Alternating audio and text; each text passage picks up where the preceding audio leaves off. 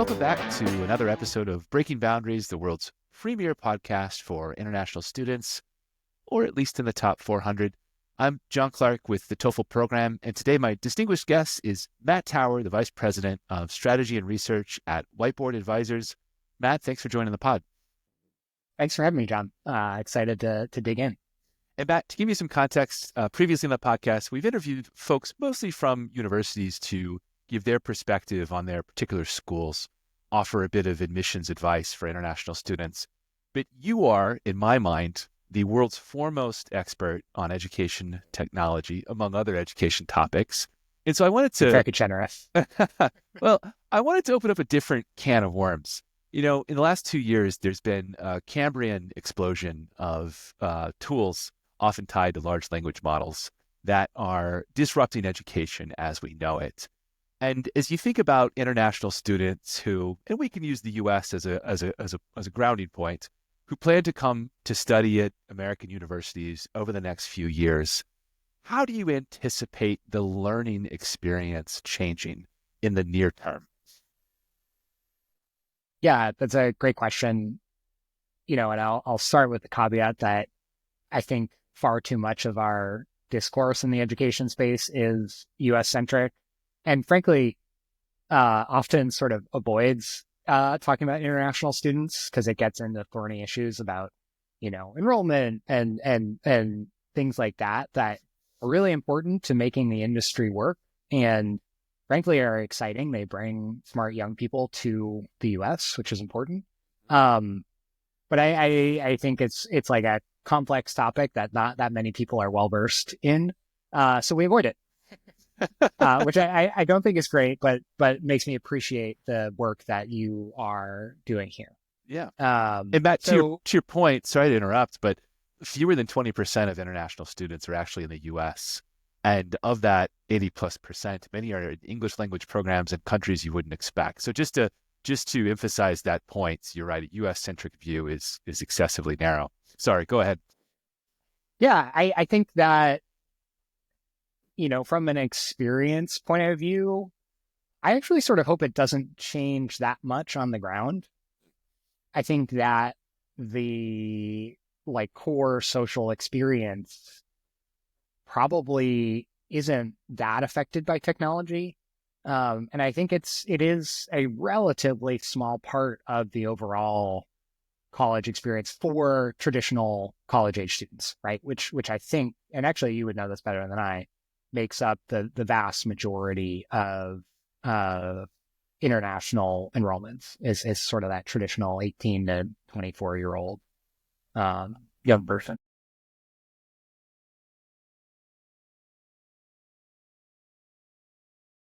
I like that you mentioned that the core social experience won't change. And a lot of that is tied to the success of international students as well. But are there let me give you an example. Cheating in classrooms, the temptation to use ChatGPT to write essays, instructors using ChatGPT to write essay questions. Do you think that this heralds a significant change in the way university classes are taught, or do you think university courses will look roughly the same in 10 years as they do today? I'm sure they will respond and adapt. I think I sort of break it down into two, a course is trying to achieve one of two objectives, right? And one is you're teaching fundamentals. So if we go back to math, it's you're teaching proofs, which you do often without a calculator, or you're teaching applications, right? Where the calculator is an assumption, right? You wouldn't do some crazy math sequence without a calculator, right? And so I think if you bucket it into what is this course trying to achieve? Is it core, here's how you structure an essay, or respond to a question intelligently? That's something that's evergreen and can and should be done in the same way it's been done since, forever. If it's an applications course that's saying hey, this is a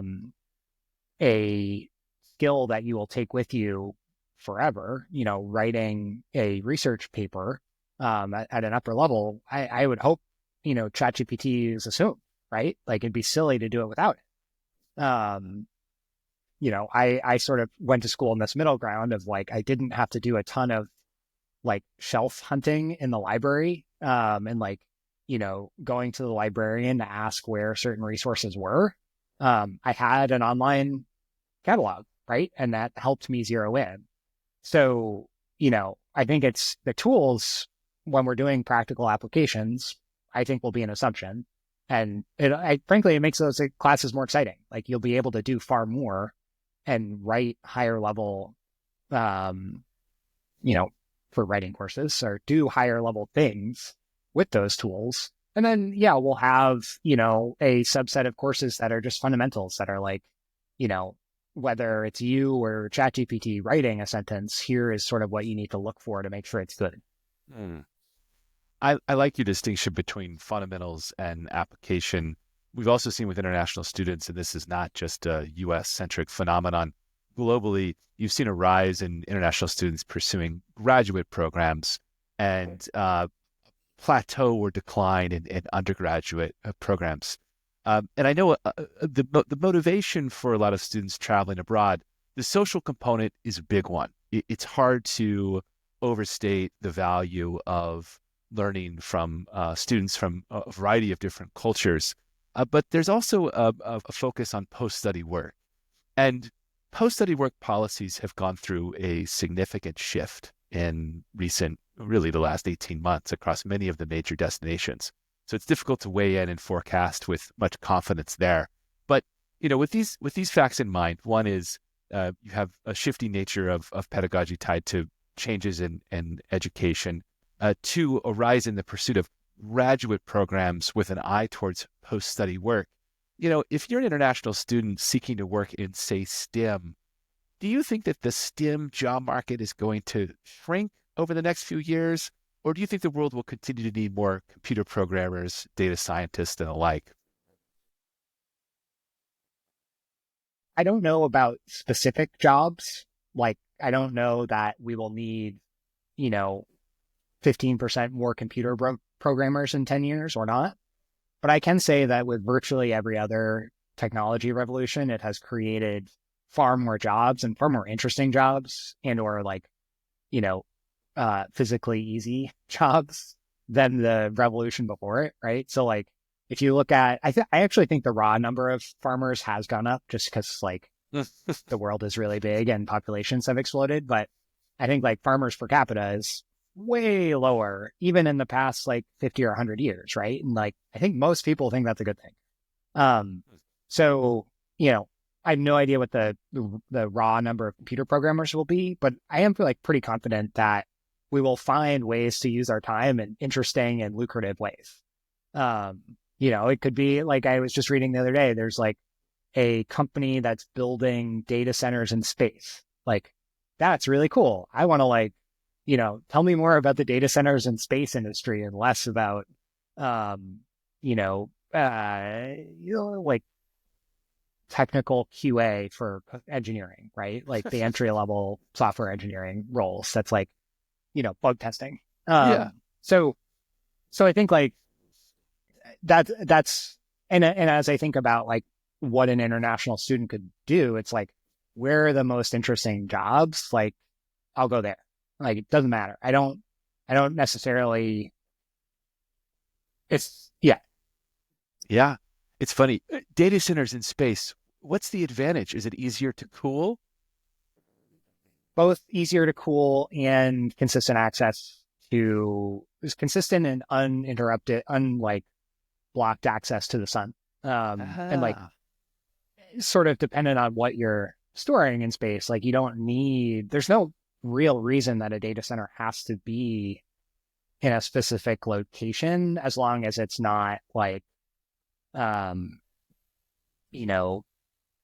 super time bound information, right? Like, Wall Street traders like to be as close as possible to like, the center of time. But for most things, like doesn't really matter that, my instructor grade book is, in Washington, D.C. versus outer space. Right, right. Well, for the Gen Z listeners, here's an anecdote. I took my first job in 2007, and the IT director at that organization, in the summer, part of his job was to make sure our server room, because there was no cloud-based server storage, our server room with the physical servers was kept cool. So he had a fan. He brought in, I think he brought in ice and would run the fan over the ice. So fast forward 17 years later, he is still the IT director at that organization. And rather than setting up fans with ice, he is, of course, negotiating contracts with the web services in the cloud. So as you say, jobs change, but the positions remain the same. It's also really interesting that you mentioned agriculture. If you look at the quote unquote sending countries, it follows roughly the same pattern as the shift away from agriculture in developing economies. So China, Korea, Japan, they moved up that ladder a little faster than some other countries. Now you have countries like India, Bangladesh that are urbanizing, and you've seen a similar trend of more and more families sending their kids abroad. I want to say too, I like what you said that when you're considering the destination, what matters is where the good jobs are. And I agree 100%. And you see that today, despite raised barriers in many countries, students are still going where the jobs are. I'm going to ask you an impossible question to answer. Traditionally, the big four, US, Australia, UK, and Canada, have been the prime destinations for students. You've seen a rise in English language programs in countries like Malaysia, Korea, Japan. Looking into your crystal ball, are there other countries that you think may be prime destinations in the future because they have signs of rapid economic growth? It's a great question. I think there's this sort of interesting balance of, again, like the what is where is like the social puck going, right? And then where's the jobs puck, and then where's the academic puck, right? So I think I've seen research that China is either neck and neck or has actually usurped the US in terms of published academic research. So like on that metric, like you might be better off going to a Chinese university to study, right? Especially if you are on a more academic track. Um, I think the US right now sort of dominates the cultural discourse around the world. And like, um, a lot of folks want to come and spend time in the US and learn about US culture. I don't think that always has to be true. That one's a little bit harder to predict. And then from a jobs perspective, I think we're seeing a lot more, for better or for worse, like nationalism in terms of being self-sufficient across industries, right? And that's obviously a big topic in the US today, but it's really a global issue. And I think like, I just saw, since we're on the topic of space, like Europe is just committed over $10 billion to building out their own low Earth orbit satellite system.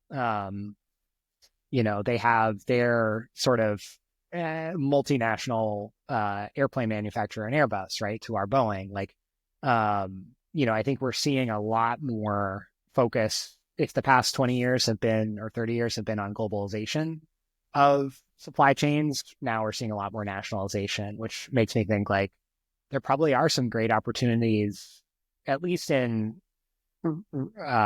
regional geographies and learning how regional supply chains work and regional jobs work, than there perhaps ever been, right? I think, similarly, we make an assumption that like the US is the best option for every international student. And for some, that's true. But I think there's so many more options today, and that should be exciting. Hopefully, it's good competition for folks in the U.S. Yeah, and to identify. By the way, for listeners, Matt used the word puck. This is a hockey term. This has come up in another podcast. A puck is like a football, but flat. Something you move around on ice. But Matt, you mentioned culture. You mentioned culture, and it makes me think of Korea. So one of the fastest growing international student pathways over the past 12 to 18 months has been an influx of Vietnamese students going to Korea to study. I didn't know that. Yeah, often in English language programs. sometimes in Korean language programs. But you mentioned, and this illustrates many of the things you brought up, um, regionalization. There is this rise of students of inter-Asian study, and that's important. But the other thing about Korea, if I were to flip on Netflix tonight and skim through for really quality film, uh, Specifically tonight, like specifically because tonight. Squid Game literally just came out. Oh, is it really? The That's so second funny. the second season, yeah. Yeah. Yeah, there you go. It might be a Korean film. I also see parallels. I was watching, oh gosh, one of the Korean boy bands. I forget the name of it, but I see echoes of mid 90s American pop culture in modern day Korean pop. And some of this is feeding nostalgia back to American audiences, but whether it's Korea impacting regional culture or Turkey. Turkey is another destination that's growing in popularity among Middle East students and also has a heavy cultural presence in the area. This theme of regionalization is taking place around the world, and it could portend things to come. All right, so that one last question for you. You have a young child. This is a reverse of how we typically think of it, but when your kiddo is in college, do you think you will encourage them to study overseas at any point? Yeah, definitely. And then potentially even before college. Um, Mm. I think that there is something, and I think about this, um, this is obviously a complex issue, but I think like the earlier you can be exposed to an environment where you are not the majority in whatever way you want to interpret that, I think the better a bearing it gives you on the other things in your life and understanding like, you know, I have hopefully, and this isn't true of every student, but at least for my kid, I hope to create a very warm, welcoming environment. That frankly, like will probably be surrounded by a lot of people who look like him. Mm. And we'll do our best to make sure that it's not 100% of his life, but we live um, in San Francisco, which, is relatively heterogeneous, but, definitely has its own sort of diversity problems. And I think the earlier he can come to understand that the world is vast and lots of people look different than him and are still like super fun to interact with and build stuff with, I think the better a bearing that will give him on, a life in whatever realm he chooses, whether that's business or academia or something else. Um, I still very much subscribe to that sort of philosophy of life. And I hope to give that to him. Man, that's a beautiful point. And we see the inverse with students who come to our country. They are typically not in the majority. And I think that their presence, I've taught international students, and the knowledge and wisdom and diverse life experiences they bring to the table benefit their domestic classmates to a great degree. And I think we derive a benefit from international students coming here. But I feel the same about my children. I want them to be exposed to other cultures and be in a position where they too are not in the majority. So, Matt, I brought you in as my tech expert, but you closed on a very poetic note, and I agree wholeheartedly with that sentiment. Yeah. And, I think to get back to your first question, like, yeah, I 100% expect that technology will change the classroom learning environment in a lot of important ways. Like I said, I think for courses that focus on the applications of, theories, we'll see lots of change. And I would expect in 10 years, every student in every course will be using some form of ChatGPT, whether it's that or some other big company's model. But like, I think that's like maybe 20% of the college experience, at least as it's designed today. And I think it's important to remember that when we talk about, how technology is changing things, it's like, yes, it has a substantive, meaningful change, but it's not even the majority of what happens during a traditional college experience. Yes. And to quote Matt Tower from 15 minutes ago, the core social experience will likely remain roughly the same. And I think that's why students reach across time and distance and culture to learn more about others and themselves. And that seems to be a value that will be offered all the way down to ChatGPT 55.0 until the robots take over. Yeah, for a long time. Yeah. Well, Matt, it's a great conversation. Thank you so much for hopping on the pod. Sure thing. I appreciate you having me.